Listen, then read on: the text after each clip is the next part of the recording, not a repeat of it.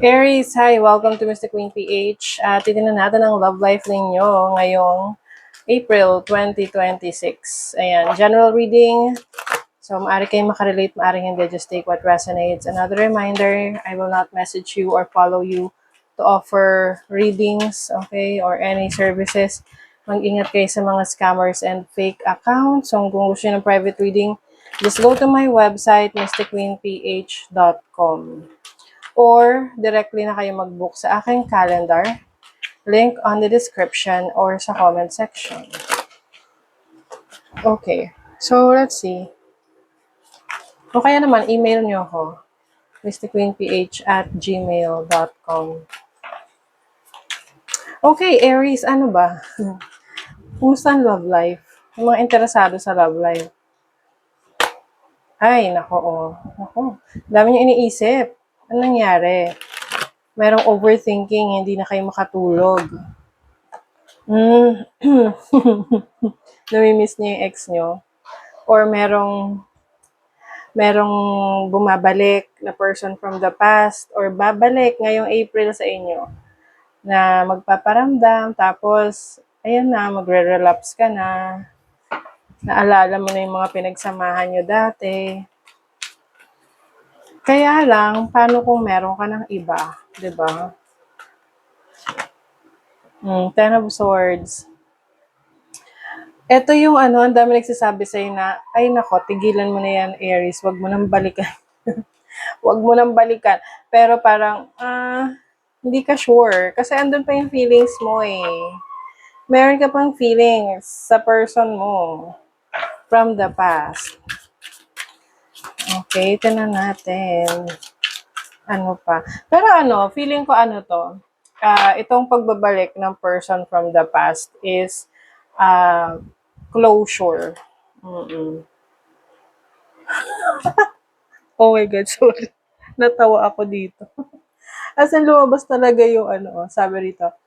If it comes back, it's either meant to be or it's a roach. Oh my God, it's destiny, right? Ayan. 'Di ba minsan parang kahit alam na natin na toxic yung person or alam mo naman na mangyayari, walang patutunguhan yung relationship, naisip mo na pag bumalik siya, meant to be kayo. Okay. Astrology isn't a personality disorder. So yung iba sa inyo nag-o-obsess kayo sa astrology o kaya sa tarot, parang you want to believe na yung mga pagbabalik ng person na yan, na pag nakikita mo sa reading na may magbabalik, talagang iniisip mo na kayo talaga. Oo. Kaya lang medyo toxic kasi itong relationship ninyo. So, gusto mo ba bang bumalik sa toxic situation? Ikaw rin. Oh, no na Oh my God. Sabi rito, no. Oh my God. Tinan mo eto Aries. Talagang meant to be sa inyo tong message na to. Your guide said no. You heard maybe. Ang kulit nyo, no? Oo. So, sinasabi ng spirit guide nyo na wag nang balikan, wag ka nang maging marupok. Toxic na eh, di ba? Or gusto mo ba ulit ma-experience yung kagaya dati? O, bahala ka. Grabe naman. O, cycles, everything is coming together in divine timing. So, maaring yung mga cycles na yan, paulit-ulit na lang sa buhay mo.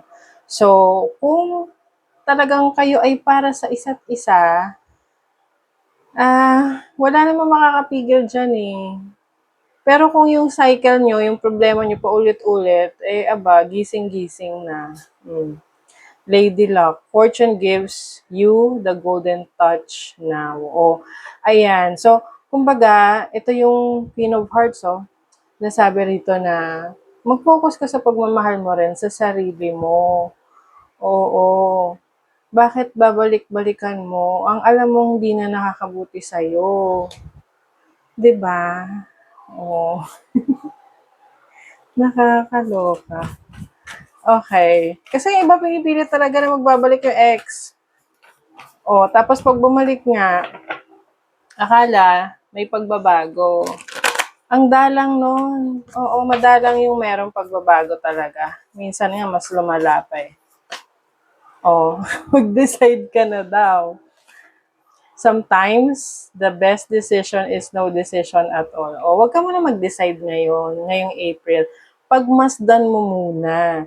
I-observe mo muna kung talaga bang karapat dapat na pagbigyan ang kanyang pagbabalik.